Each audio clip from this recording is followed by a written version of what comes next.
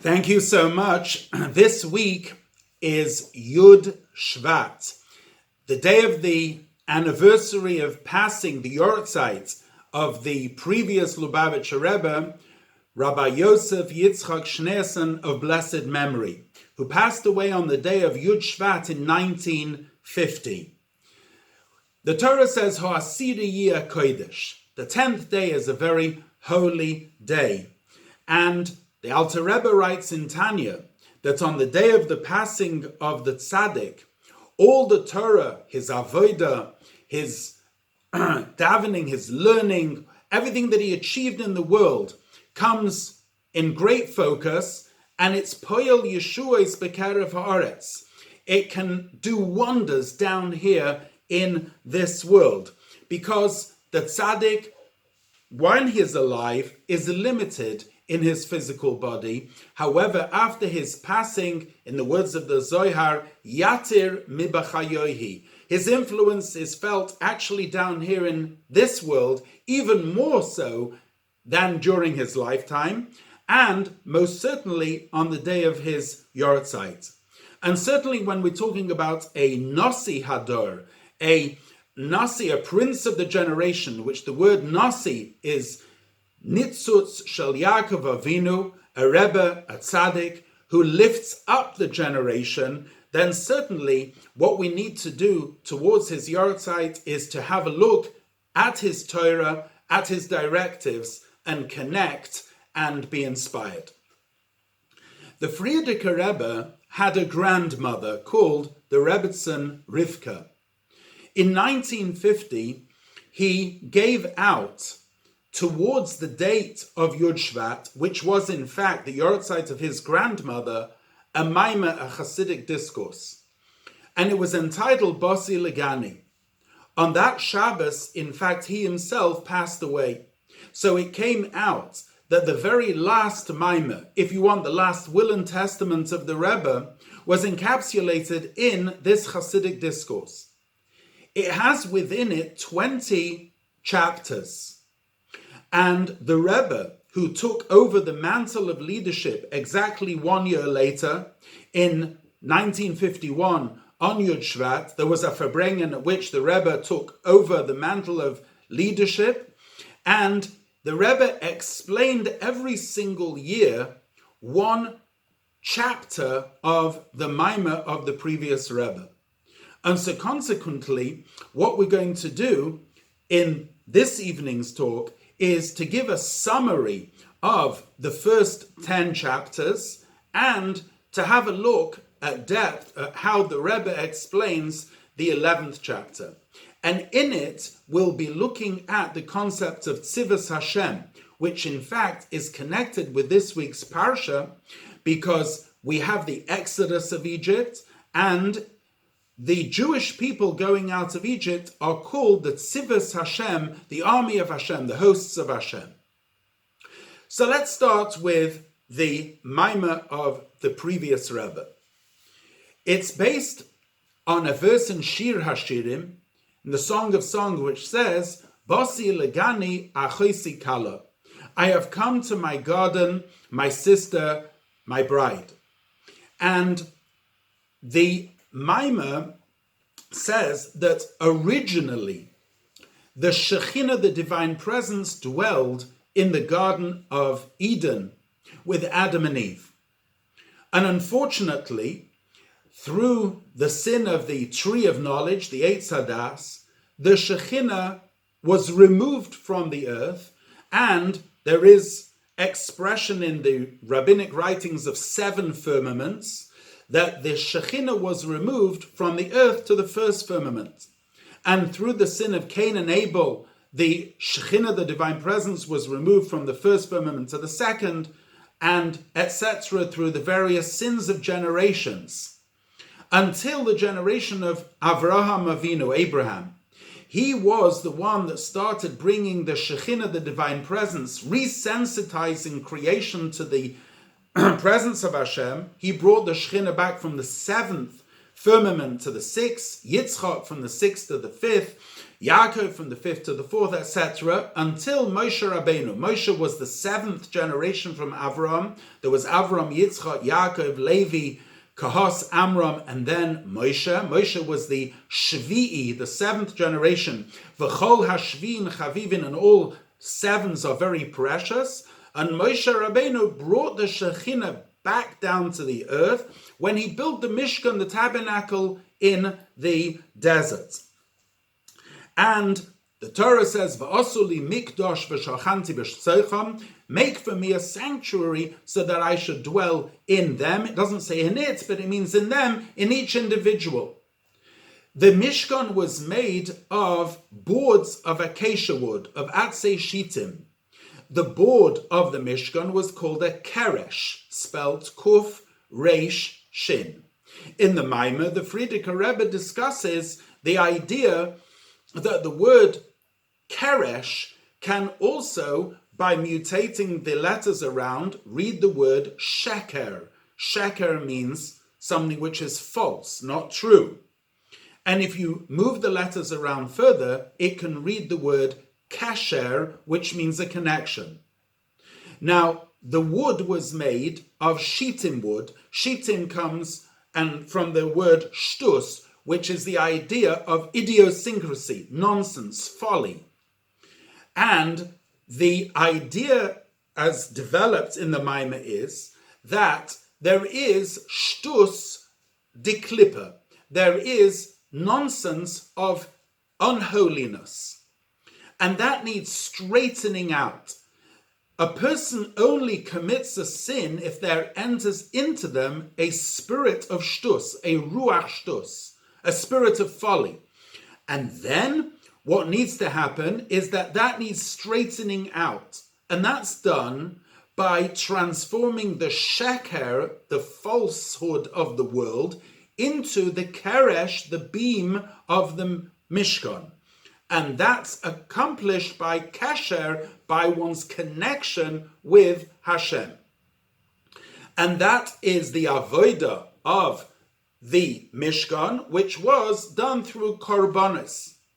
Adam ki yakriv mikem, when a person brought a sacrifice, the wording of the pasuk is, Adam ki yakriv, when a person is sacrificed, mikem, it should be from you. In other words, it wasn't just bringing the animal as an offering, but what was to be sacrificed was the animal within the person, the nefesh habahamis. That was to be brought near a person's koiches and chushim, a person's soul powers, and everything within them should be brought near to Hashem. This was the avodah of the korbanos in the Mishkan. And then the Frierdiker Rebbe develops that this all needs to be achieved through Tzivos Hashem, through the army of Hashem. And he explains that in the word tzava, there are three explanations. The first is taken from the book of Job, Eov, chapter 7, verse 1, where Job says, Haloi tzava le'enosh ale oretz. There is an allotted time for each person on earth. So the word tzava can mean a time. The word tzava can also come from the word sivyoin. Sivyoin is a mosaic of colors. Something is beautiful when you have all different colors blended in together to create something beautiful. And the third translation of tzava is literally an army. Like in modern Hebrew, it's tzava. Tzava is an army. Now, in the 10th chapter, the Frierdiker Rebbe explains the idea of tzava coming from the idea of time.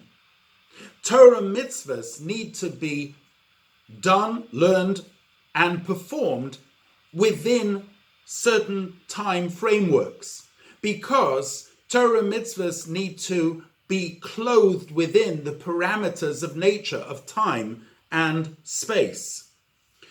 They also need to be done in a way of tzava, the idea of a mosaic, a colorful mosaic, like the Jewish people. There are Marei Torah, masters of Torah, Marei De'uvdin Tovim, masters of good deeds, and all together create a very beautiful, colorful, productive people. That is all a preparation to Avodah. However, the real work is actually done by Tzava, by the men in the army.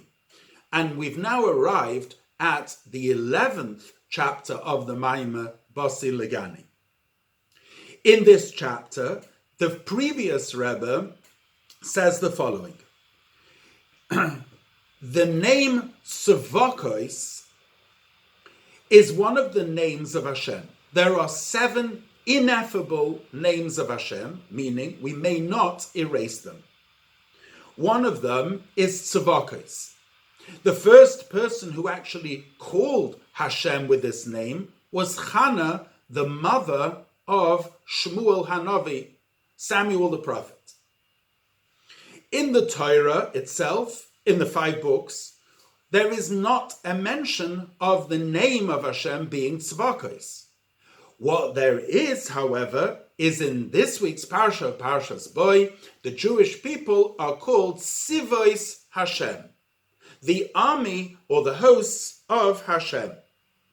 So what is the difference between Savakos and Tzivos Hashem?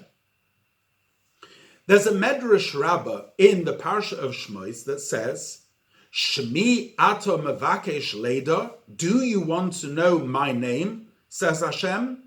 Lefi masai ani nikra, I'm called by my deeds. Ukeshani nilcham al harashoim, and when I fight with the wicked, I'm called Savakos. So in other words, the name Savakos is the name of Hashem that he uses when he's fighting with the wicked. In a Kabbalistic work called Sharei Oira, written by Rabbi Yosef Gikatilia, he says that the name Savakos, Kabbalistically, is in the Sephiros of Netzach and Hod. And in fact, it's from those Sephiros that come, or through the Seder Ishtalshelus, through the chain order of creation, come all the wars in the world. What is the connection of Savakos with Netzach and Hod? The answer is that when we use the word Netzach, which is the idea of Nitzochen, winning, that can only be applied by a great person, and certainly by a king. When a king goes out to war, there are 2 reasons why he would wage a war. The first is to gain booty and spoil. The second is to win. And in order to win in battle, the king will actually give out all his storehouses, huge monies and treasures which he had stored up. And eventually he will also even place his own life in danger in order to win the battle. First of all, he gives these storehouses to his generals, who pass them on to the foot soldiers, because it is they, the frontline soldiers, who actually fight the battle. And the same is true above. Hashem gives out his oitzorei hatov, his storehouse, to the Jewish people, the Tzivos Hashem, in order that they should be menatseach, that they should win in their battles. This is the content in general of chapter 11 in the previous Rebbe's Maimah. What we'll now do is have a look at how the Rebbe delved into this point in a discourse which he said in the year 1961, Tavshin Chof Aleph, in which he took this chapter of the previous Rebbe and expounded and expanded. First of all, let's dwell on the concept of Savakos and Sivoice Hashem. What is the difference between the two?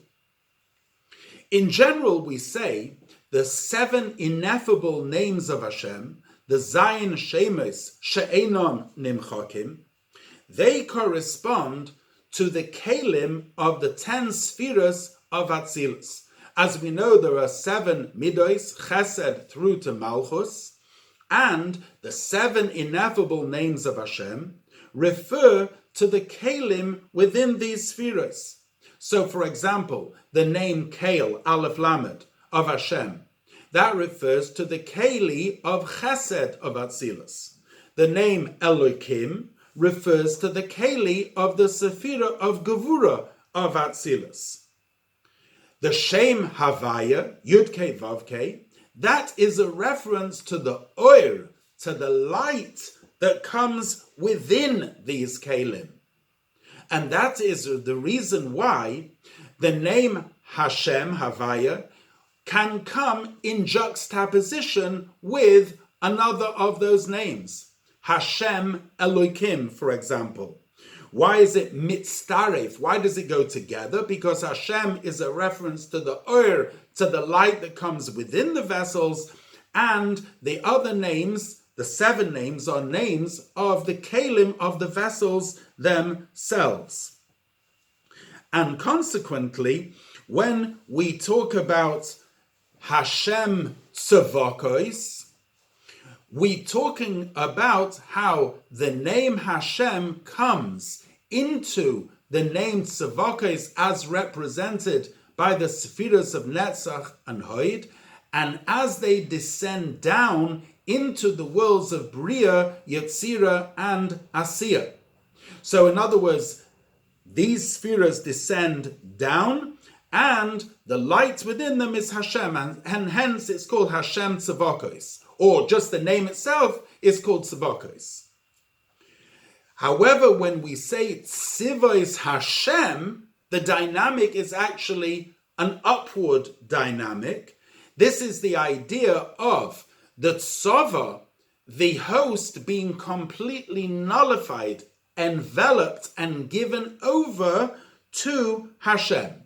So, again, Hashem Savakos is, if you want, a downward dynamic, and a Tzivos Hashem is an upward dynamic. Shmi ato mevakesh leida, says the Medrash. Do you want to know my name? When I fight with the Rishoim, I'm called Savakos. The Tzemach Tzedek explains as follows. What does it mean that when Hashem is fighting with the Rishoim, he is called Savakos? When you fight against an enemy, the enemy exists. You have to fight with him. There's a menaged. There's one who is opposing you. And it could be one's own Yetzer Hara, one's own evil inclination. Then you need Hashem Oizrei. You need Hashem to help you fight against your own Yetzer Hara. In fact, Chazal say to us, Ilmole HaKadosh Baruch Hu Oizrei lo yachaloi. If it wouldn't be that Hashem is helping us, is aiding us fight against the Yetzer Hara, we wouldn't be able to overcome.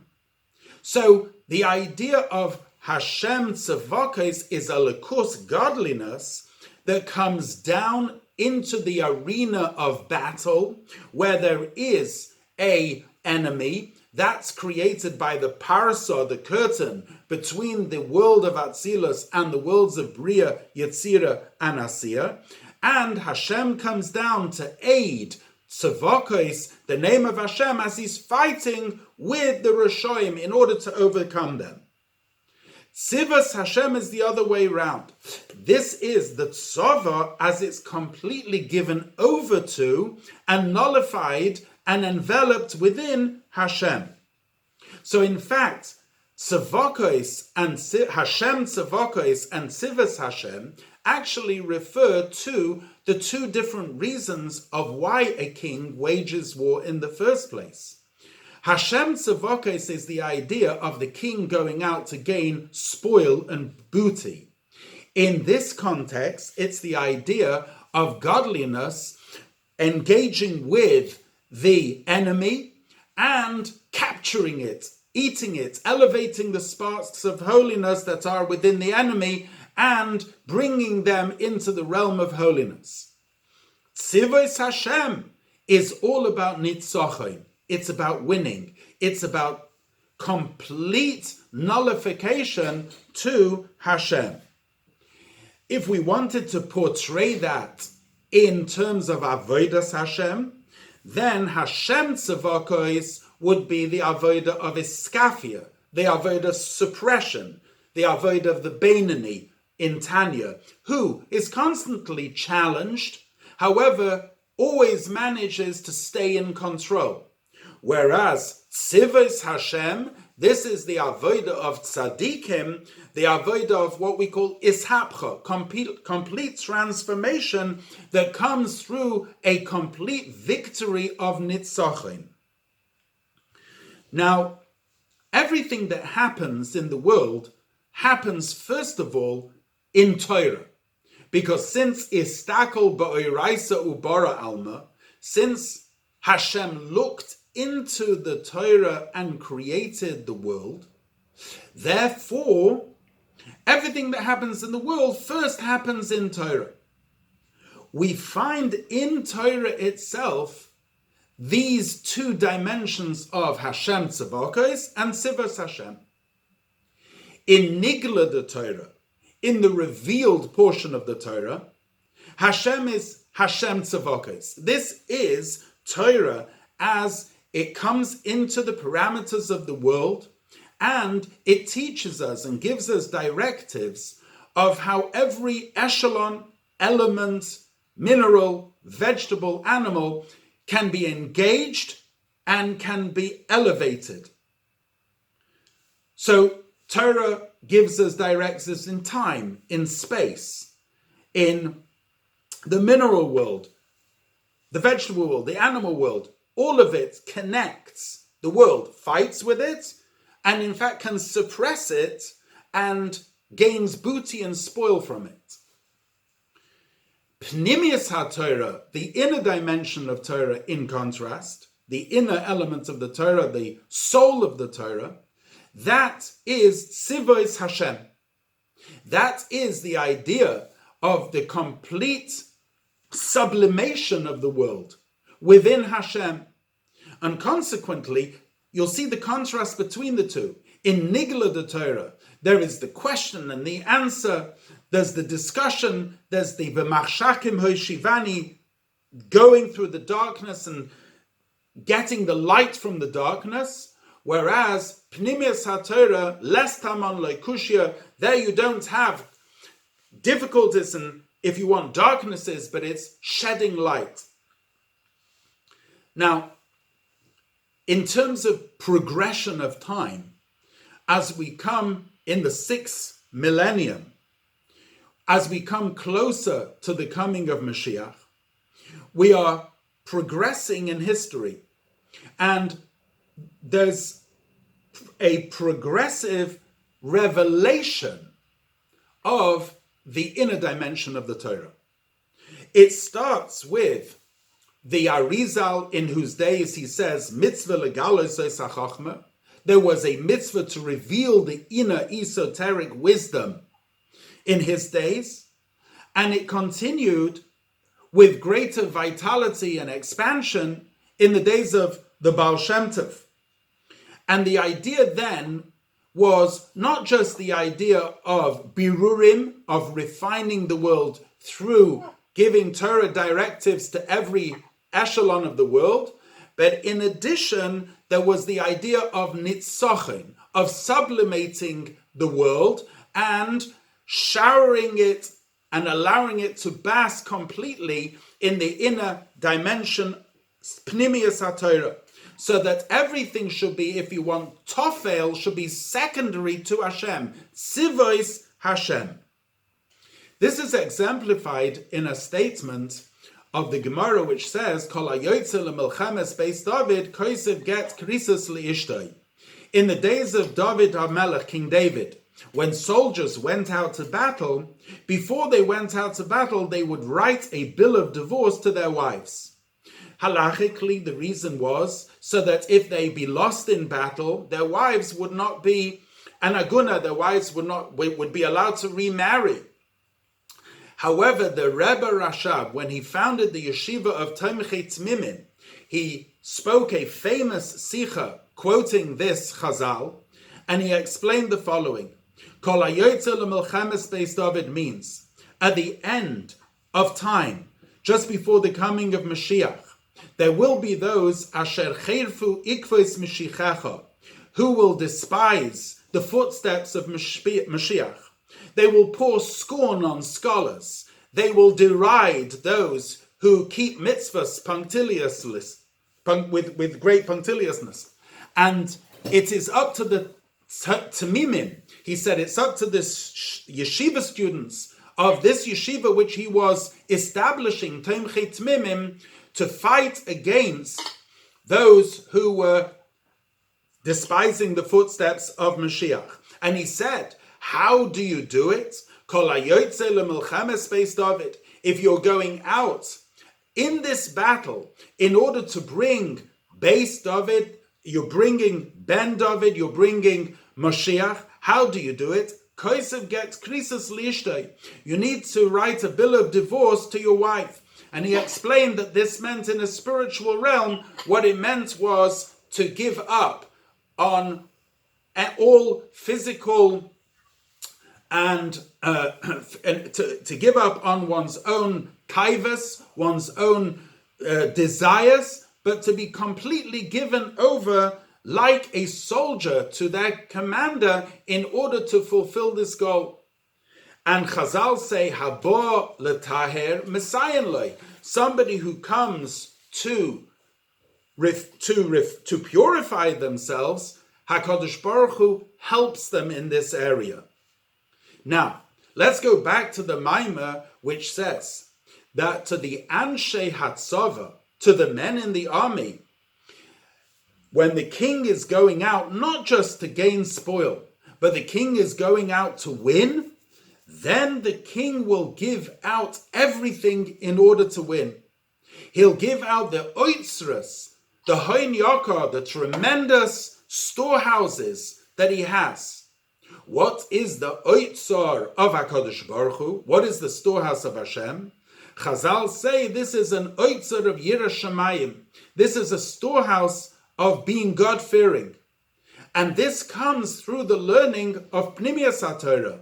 And this was given out in a most wondrous way by the Rabbi, that they gave out in their teachings of Chassidus. They gave out the Hoin Yakar, the tremendous storehouses that hitherto had not been given out, but in order to achieve victory in this battle, all of it needs to be given out.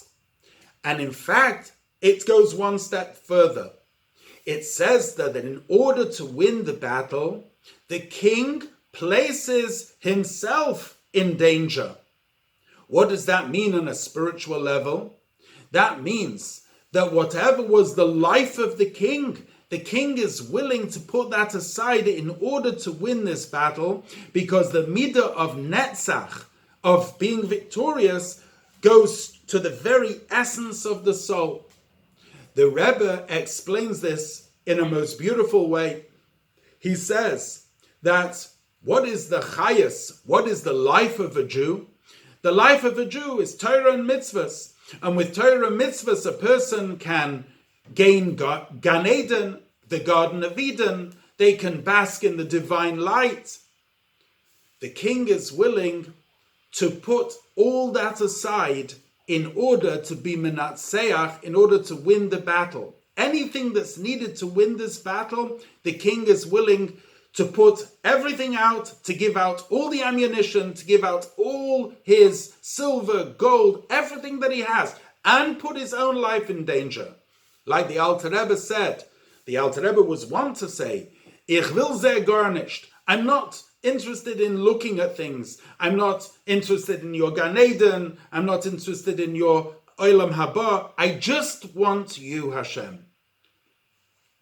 And therefore, when a soldier fights a battle with this shtel, with this position, that a soldier is positioned, that what the soldier wants to achieve is to win the battle for the king, and in terms of our generation, this means to go all out in order to bring Mashiach, then the battle is not gauged by whether it should be in order to win this mitzvah, whether it be a positive mitzvah or a negative mitzvah.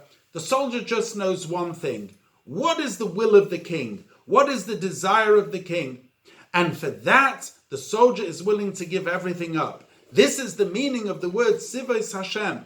That the tzava, the army, is completely given over to the will of Hashem. And if it's the will of Hashem that we should take this generation and bring Mashiach with it, this is what we need to do now and not be stopped by anything. The Maimah says that initially the king gives over his storehouse to his generals, but the generals hand over ultimately all the weapons to the Anshe Chayil, to the foot soldiers.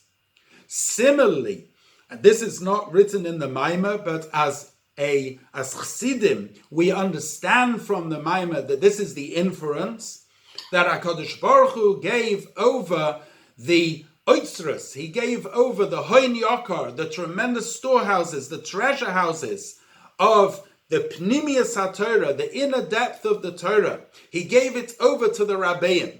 These are the generals. And the generals give it over to the foot soldiers. Because at the end of the day, the people fighting the battle are the foot soldiers, the guys' rights who are standing at the front, who are standing on the front lines. Those are the people that need to have all the tremendous weaponry, the neshek, the ammunition, the Yerushalayim, which is being injected into them, infused into them by the Rabbeim, who are the Tzivos Hashem.